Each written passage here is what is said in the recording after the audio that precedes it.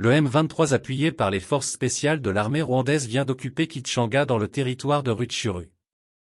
Située à quelques 80 km à l'ouest de Goma, la cité de Kitshanga est, depuis le jeudi après-midi, le 26 janvier, sous le contrôle de la rébellion du M23. Cette agglomération, jonchant l'axe Sake-Goma, est tombée après 3 jours d'intenses combats entre les forces loyalistes et les rebelles du M23 aidés par le régime du Rwanda. Contacté par la radio onusienne, le porte-parole du gouverneur militaire du Nord Kivu et du secteur des opérations de Sukola dans la région a confié qu'en quittant Kitshanga au profit de la rébellion, les FARDC ont fait un retrait tactique. Dans la même foulée, cet officier de l'armée congolaise se plaint du fait que, cela fait 3 jours, que l'armée rwandaise et ses différents alliés cherchaient à nous imposer une manœuvre en pleine cité de Kitshanga, en procédant à des tirs aveugles au mortier 120 et mortier 82, causant ainsi des morts parmi les populations civiles. Les forces armées de la RDC, FARDC, font état des renseignements rapportant la présence aujourd'hui dans le Masisi d'un corps expéditionnaire des forces spéciales de l'armée rwandaise chargé de commettre un autre massacre ciblé contre des Tutsis congolais afin d'attribuer ces actes ignobles aux forces armées de la République démocratique du Congo et de trouver un alibi convaincant pour justifier devant l'opinion internationale la présence des troupes d'agression rwandaises en RDC. Explique le porte-parole de l'armée congolaise, le général-major Sylvain Ekange Bomuza Efomi, après les massacres des populations civiles à Kishish et à Bambu.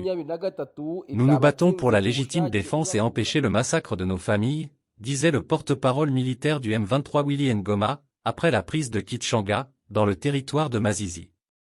L'acharnement de l'armée rwandaise sur Kitshanga et les autres agglomérations du territoire de Masisi a pour objectif de se livrer à cette sale besogne et constitue la volonté manifeste du pouvoir de Kigali de commettre un énième pogrom conformément à ses habitudes et à sa culture génocidaire, ajoute le général-major Sylvain Ekange Bomuza Efomi.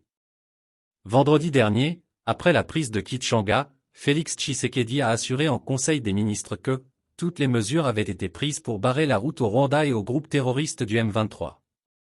Ces mêmes assurances ont été réitérées ce samedi par l'armée. Ainsi, les forces armées de la République démocratique du Congo appellent la population à plus de vigilance.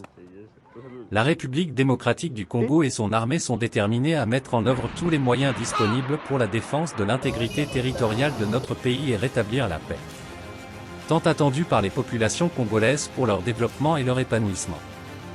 Les relations entre Kinshasa et Kigali sont davantage tendues ces dernières semaines. Un avion militaire congolais a été d'ailleurs visé et touché par un tir revendiqué par les autorités rwandaises qui accusaient le Sukhoi de violer son espace aérien. Le M23, soutenu par Kigali, a repris son offensive sur plusieurs axes combattant les FARDC, les milices locales et les Nyatura.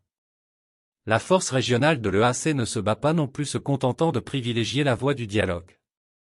Les échanges diplomatiques sont également au point mort. La dernière rencontre prévue à Doha entre les autorités rwandaises et congolaises ne s'est pas non plus déroulée.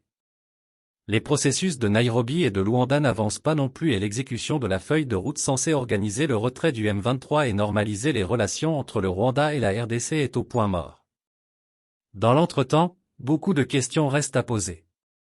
À savoir, pourquoi l'armée congolaise ne réagit pas efficacement depuis la genèse du conflit?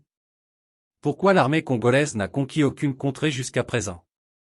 Pourquoi les organes humanitaires étatiques sont invisibles dans le théâtre de ce conflit?